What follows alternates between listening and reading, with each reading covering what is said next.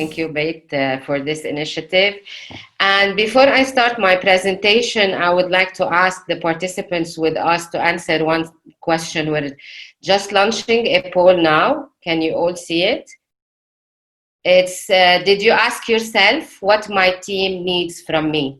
So I kindly ask you to reply by yes or no. We'll leave 30 seconds for you to answer the poll, and then we'll share the results and start the presentation.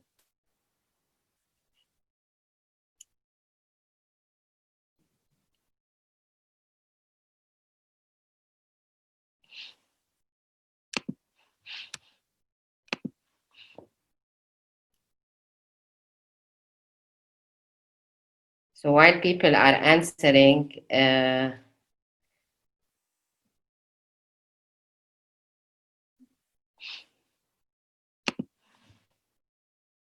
we have the results of the poll?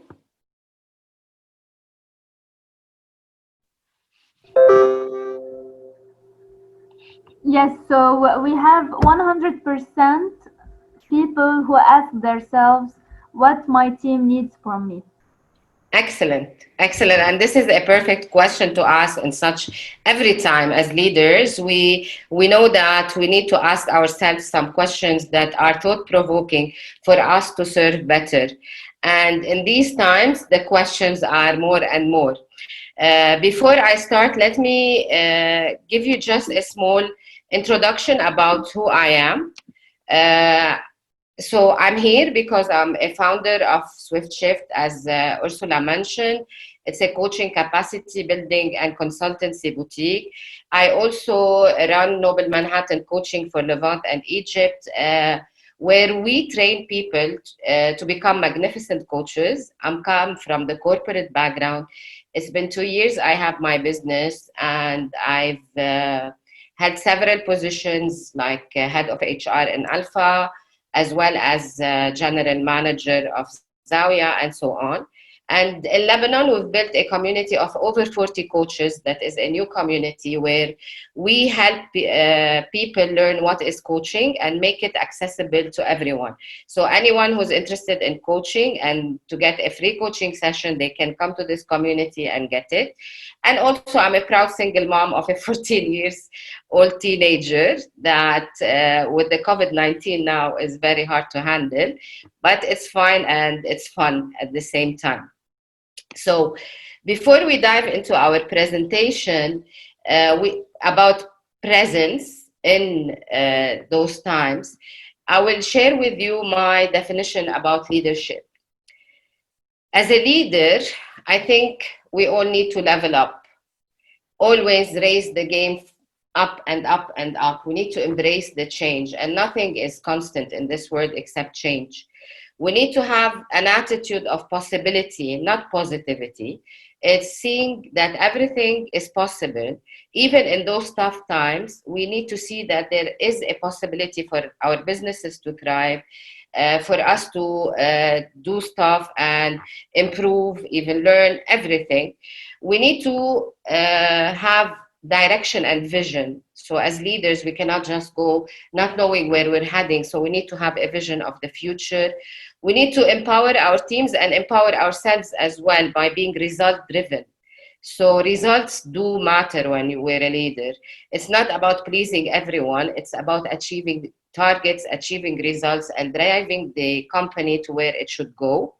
It's about self-development of us, ourselves as leaders, as well as the teams who work with us. So it's not only about us, it's about them. And we all do it in a human way where there is the human touch. And we need to inspire all the time as leaders. If we don't inspire, then we're not leaders. And the last point that is very important and is the subject of this small get-together is the presence. So can you put in the chat, what do you understand by presence as a leader? Can we have the chat open, please, for people to type in their comments? So what do you understand as presence as a leader?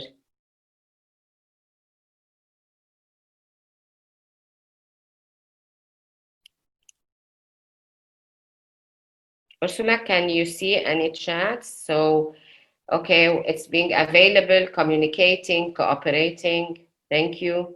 Who else?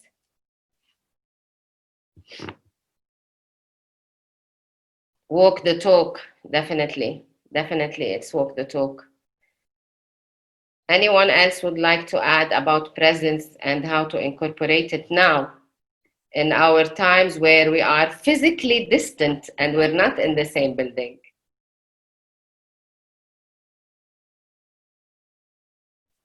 So effectively, presence is not about being in the same building at all. And having being present and engaging our teams is not about achieving KPIs and reporting. If we achieve the KPIs, it doesn't mean that our teams are engaged. It means they're doing their job. And presence, it doesn't mean that we have to be in the same building to be present. And now it's more challenging to become present because we're physically distant. And at the same time, it's a great learning because businesses are global and we have people based in different areas working remotely with the managers across the globe. And it's a great learning experience as leaders how to manage our virtual teams and being present, because we don't have to be in the same building. It's just being there with them and being able to engage them, align them, and inspire them for action. So this is what executive presence is all about. It's about you being able to engage your teams by inspiring them and remembering the leadership traits that we mentioned, and move the people to actions. And the question that might come is, how do we do that? First, it comes internally. We cannot manage teams if we don't manage ourselves. So it's our internal state of mind. What do we think? How do we think every day? How do we wake up every morning? In what state? Because this will be portrayed in our management of our teams, and the ability to connect authentically with others. So people need to approach us and tell us what is happening and so on, and engaging not only the minds of the people but their hearts as well. Because now you work with people and you know that the workforce is changing. It's not about being in the same role for 100 years and being there and being loyal.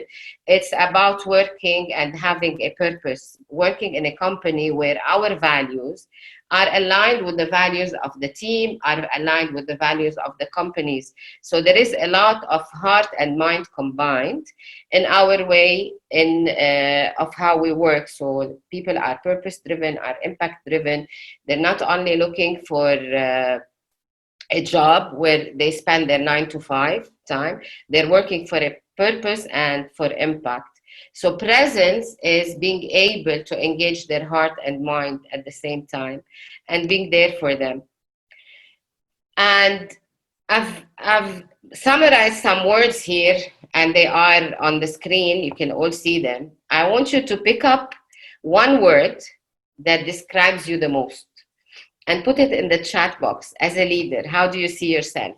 Are you analytical, approachable, assertive, bold, blunt, calm, capable, careful, cautious, charismatic, confident, and so on?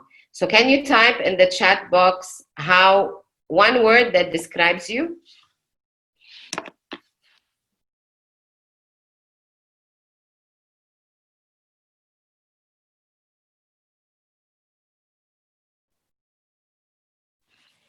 Passionate,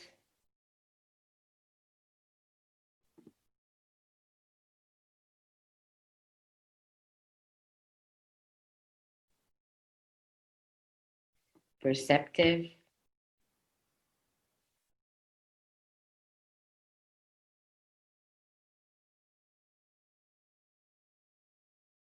logical, focused.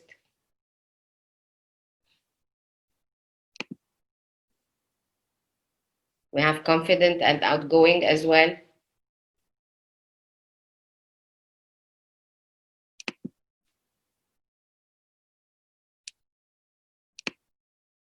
Anyone else would like to add?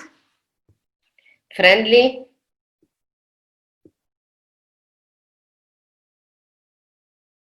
energetic, bold, nice.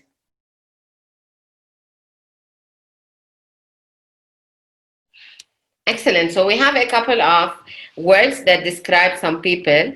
Now I'm going to ask you 3 questions. Are you using this word to your advantage? Can you type yes or no? How does that word show in your behavior? Does it show or doesn't? People don't see it. And how does it help in your presence with your teams? Does being bold, energetic, friendly, focused, passionate, walking the talk, available, communicating, how does it show? Yes, it shows. Okay. And can others see it clearly in your behavior as a leader?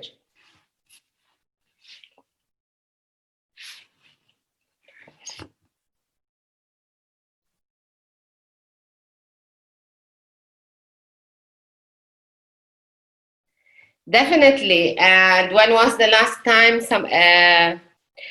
we have an answer that says, I guess it's hard to know without regularly asking and surveying your team. Definitely. And when was the last time you asked your team, how do they perceive you?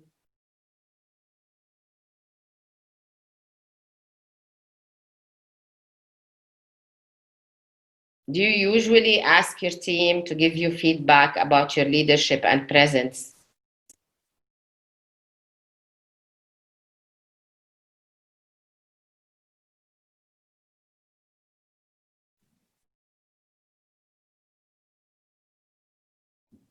It's very important.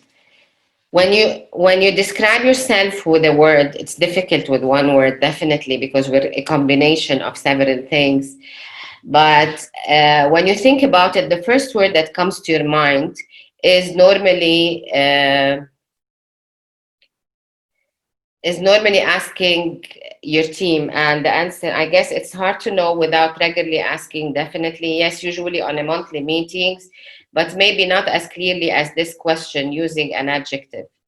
Yes, because I think as a leader we need to be straight and clear in our communication, and we'll talk about it in a while. And it's very important to see how people perceive us and how we are living our values as leaders, and how it is showing in the workplace. Because if we believe that we stand for something and the people believe that we stand for something else, then there is something going wrong within our behaviors or what we're doing at work. So I urge you to think of these questions and keep them with you and think about them later on, and maybe ask them clearly to your teams and see how do they describe you with this. If you pick up any word, let them choose what it is. So executive presence is really about how you communicate. And in those COVID-19 times where everybody is at home, we're forced to have a home retreat. And at the same time, we're overwhelmed with everything that is happening around us. So communicate, communicate, communicate shows that you are present. But how do we communicate and what do we communicate is the big question. It's not about communicating the nitty-gritties, useless info. It's about communicating the core. Where are we going? What's happening? As a leader, what are your concerns as well? Because you don't have all the answers as leaders. We don't have all the answers, and we're not expected to have all the answers. So by communicating with our teams, we will have insights on how to solve some of the issues that are happening. So communicate, communicate calmly, communicate clearly all the time with your teams, the channel of communication, even if you're not in the office, because sometimes we know that we say we're present and we have an open door policy, and then our teams need to pass by 3 people before they reaching us. So now there are no gatekeepers. It's a straight communication between you and your teams. So use it. So when we come back to the new normal, you can change the way you communicate with people as well. And be authentic. So the communication, it has to be real and authentic. So you prove that you are present with them. And because as leaders, we said we need to empower the team. So the messages we share should be empowering as well for the teams. We need to give them those boosts because they need us. And we need to understand that people pass through stages differently. So you might be very resilient and be able to handle the home retreat. You might be able to handle the stress properly. Other people, this is new for them and it's outside of their comfort zone. So they don't know how to work with it. They don't know how to handle it. So be there to empower them and let them find a way on how to handle it, you being their support, but also stand for solutions. Because I've heard sometimes that people during the home retreats are not delivering.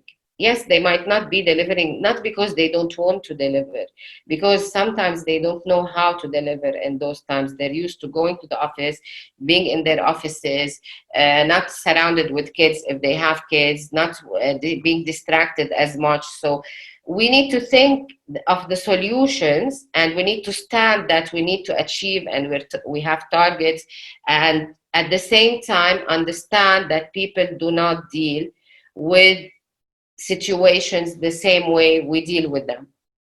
So we need to be emotionally intelligent. It doesn't mean when we communicate we're emotionless. No, not at all. We can show our vulnerability. We can show that sometimes we don't have all the answers, and we don't. If we say we have all the answers, well, your companies are very lucky to have you. But we need to be emotionally intelligent and show our feelings in a moderate way, and be empathetic on how people are feeling as well. Never over promise during these times, because now, because we want to be supportive and present to our team, so we tend to over promise. Don't over promise, only promise what you can deliver to your teams and what you together can deliver. And if mistakes happen, it's fine. So own your mistakes and show them, and talk about them, and see how next time it's a learning instead of a mistake. How can you do it differently? And coach your team. And I will be sharing with you in a while a simple coaching methodology that you can use with your teams and with your families as well, now that we're all having those difficult conversations sometimes with the teams. And embrace uncertainty and demonstrate poise and wisdom, because people rely on us as leaders. They rely on our presence. And we don't have to tell them that everything is okay, because we don't know what's happening. We don't know how long this is going to take. We don't know how long we're staying at home. We don't know what's the new normal will be. One thing is for sure, that it's not going to be the same old normal, but there is uncertainty. But we need to demonstrate poise and wisdom in handling this. So this is another definition of presence as well, that you can use to enhance your executive presence.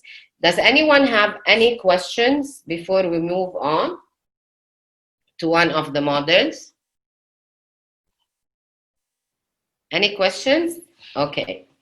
So I've highlighted, effectively, I've underlined communication, emotional intelligence, coaching, and embracing uncertainty for a reason, because these are the very four important elements in the executive presence nowadays. So keep on communicating, keep on working on your emotions, coach, and embrace the uncertainty and wisdom as well. So what I'm going to share with you is a small coaching model that you can have as a conversation with your team, and it goes as well as such. It's called the shift coaching model. So when you talk to people, instead of just throwing on the answers and tell them what to do, you can, and for you to understand what's happening, you can coach them on this by understanding the situation. So you ask them question for them to see what is happening. So you ask them about the situation, what is happening for them, where do they want to go, what's stopping them, so hindering their progress. What is it that is stopping them from achieving? What is it that is stopping them from being able to, for example, being very, very focused nowadays while being at home, and work with them, invite them to explore the situation. What are the benefits of the things that are happening? Ask them questions for them to have a thought process. Always ask questions, because coaching is not about giving them a solution. Coaching is about making them think and explore more the situations. And then once they know what's happening today, start working on forward thinking. So if this happens, what's next? And what actions will they take? If you keep it in mind, just understanding the situation, what is stopping them, what are the options that they have, how can they apply them, and what actions will they take? You can have this conversation with anyone, and you will be empowering them, because you will not be giving them the solution. You will be empowering them by being next to them and showing them that you're empathetic, that you care, you want to understand the situation. And all of it, as I say, be here now, by being totally present. So when I say be here now, what does it mean to you? And I'll explain what it means when we say be here now. So when you think about it, when you read this, be here now, what does it mean? Coaching is a wonderful tool to transform lives. Yes, thank you. Being present, what does present mean?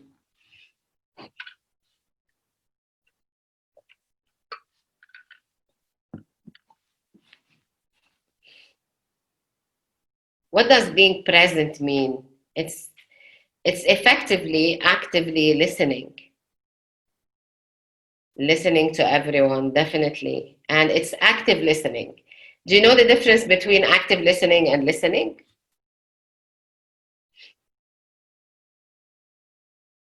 Can you listen to everyone at the same time and being actively listening? No, we can't, definitely. No, no, you can't. Communicate with people two-way, definitely.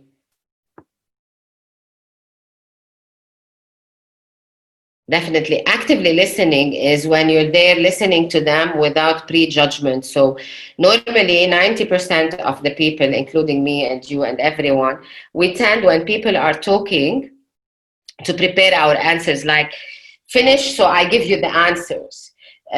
Finish and I'll tell you what to do. Finish, and it's all this chatter that is happening inside our head.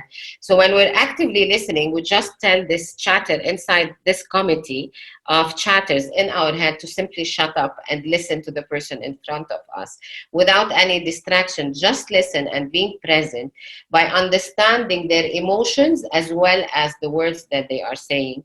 So literally being totally with them. And when you want to be present and your teams to feel really that you are present, then you need to be here for them now, at the minute that you are talking to them. And it just takes practice. It doesn't take much. You might think it's overwhelming to be present with everyone. It doesn't. If you practice it all the time, then it becomes your habit of being present with the people, and you'll see how people interact with you differently because you're more present with them. So this is a small intro or talk about how to be present and be with your teams and give them value and be there for them without feeling overwhelmed yourself. Using emotional intelligence, using communication, using coaching as a tool as well. So, and this brings the end of my talk. And now we're going to open the floor for questions, and so we answer them.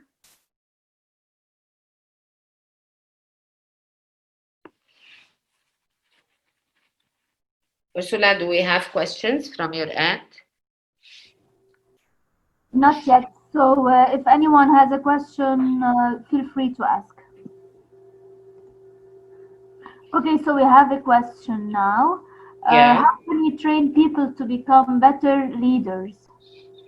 Okay, we train people to become better leaders by being better leaders ourselves. So by walking the talk, so people learn from us. So effectively, leadership can be learned. It's not something that there are different schools that says different things, but leadership skills can be learned. So invest in your people and show them the way so they learn from you, and use the coaching approach. Definitely, because they will learn. If you tell them what to do all the time, they won't ever become leaders.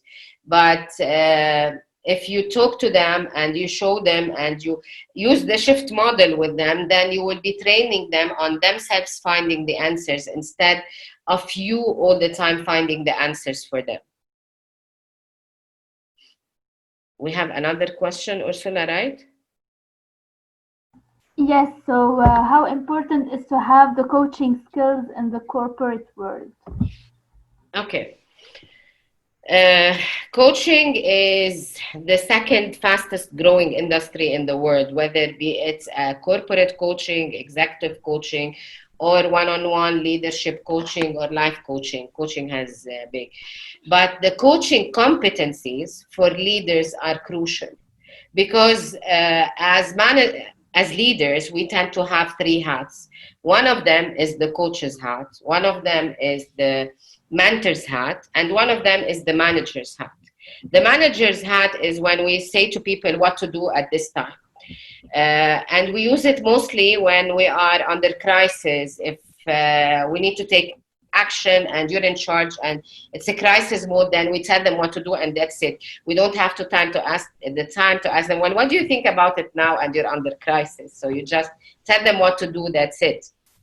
Mentoring is when a person comes to you and they don't know how to do something and you're sure they don't know, so you use your skills and your abilities to teach them and show them the way how to do it.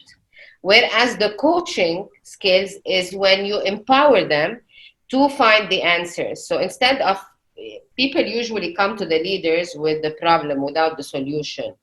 So it's very important for them to understand that you will be handling they will listen 5 minutes for your for the problem, and 95% of the talk would be about the solution, and you help them in finding the solution by asking the right questions. Yes. Okay, so how will your coach style change post this crisis? Would you focus more on certain skills? uh, Effectively coaching is a way. So it's about asking questions and listening actively and working with your teams. So the coaching, definitely, it's the questions will be different depending on the situation that you're passing through. But the system is the same. It's about using open-ended questions, listening, and empowering your team to take action and being accountable. So even if you are the coach, you are their accountability partner, so they have to deliver. It's not about being laissez-faire and easygoing. It's about letting them find the solution and apply it and be accountable for that. We Okay, have so a question from Hiba, I think. yes, what would be the best way to deal with feelings of anxiety and uncertainty of people during this time? I think we're all anxious and we're all feeling this uncertainty, and I spoke about because we don't know. And it's just acknowledging that people are anxious, acknowledging that their feelings are normal, and talk about it in a way, okay, we know this is happening. What are the next steps? We know that we don't have all the answers, and it's fine, and we're gonna work on that. So you need to acknowledge the existence, not just hide it away. Yes, sure. So we have another question. Some team Yeah, members are not very vocal. So how can yeah. managers listen to such members? Okay. It's I don't know what you mean by vocal. If you can clarify what you mean by vocal, so I can explain better. But people have different styles that in communicating, and the way you handle the communication definitely it's important, will affect how people communicate back with you. So if you ask the questions, you will be driving the conversation. And we always say that the person who asked the question is driving the conversation, not the person who is speaking. So work on the questions, and then the people will answer properly with you. Okay, so we have two more questions.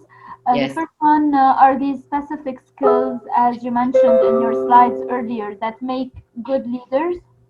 Definitely, definitely. When I spoke about leadership, if we go back to this slide, I'll show it again to you. It's the skills. You need to embrace change, the attitude of possibility. You need to have a vision. You need to believe in the empowerment of your team. You need to believe in self-development. So inspiration and presence, those are the some of the skills that are needed to make good leaders.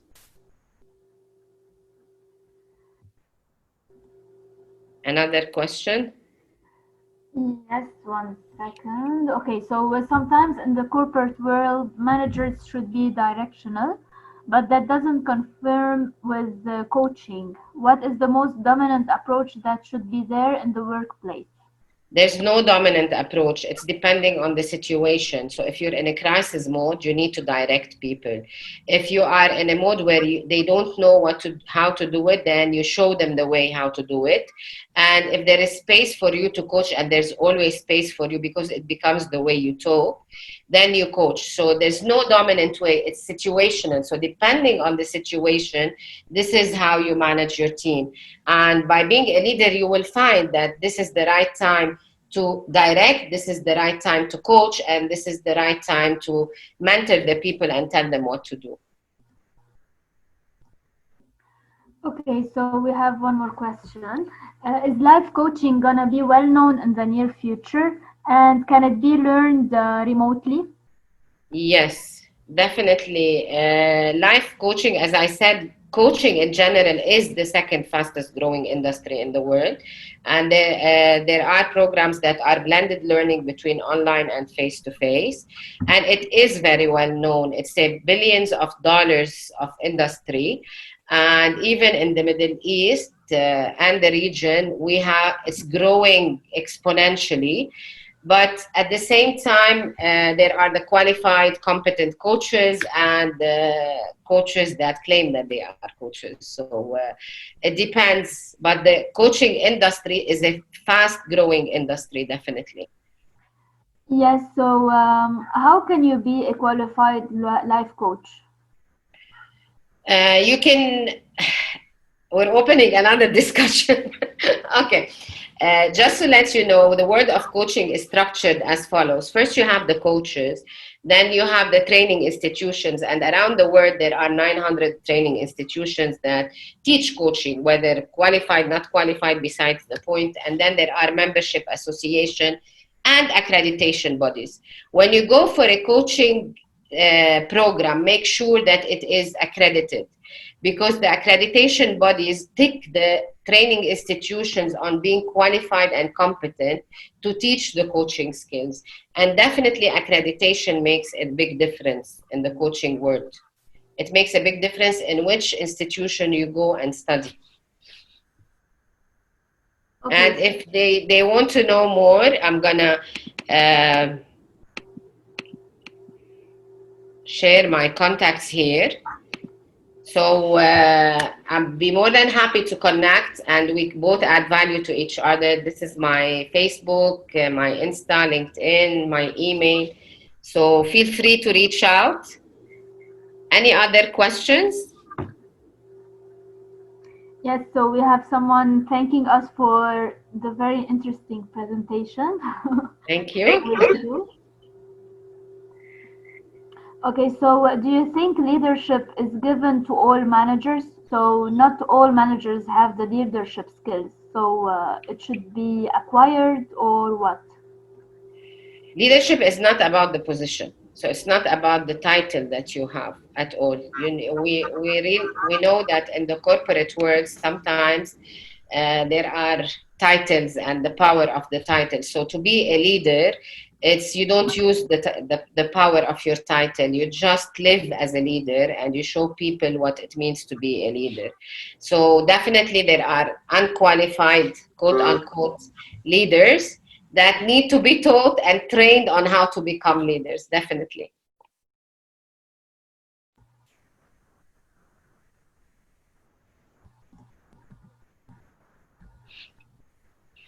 Okay, so regarding physical distancing, Yes. how is leadership managed with the team and the management?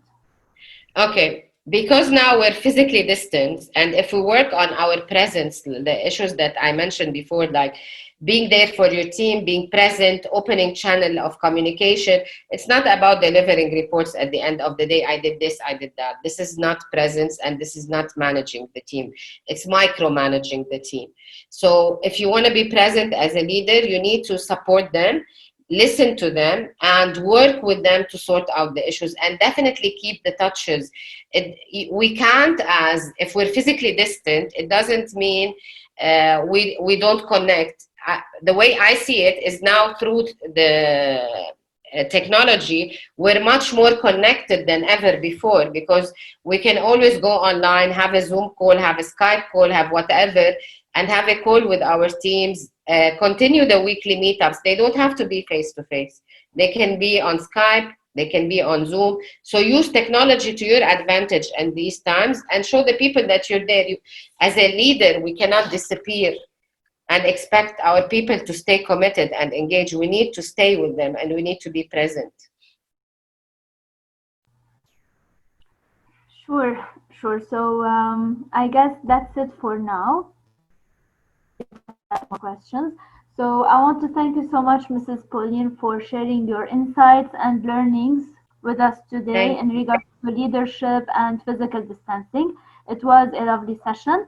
So the recording will be available for all the attendees on our VFL platform as of tomorrow.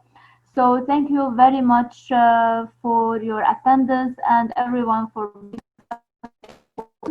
I wish you a lovely evening.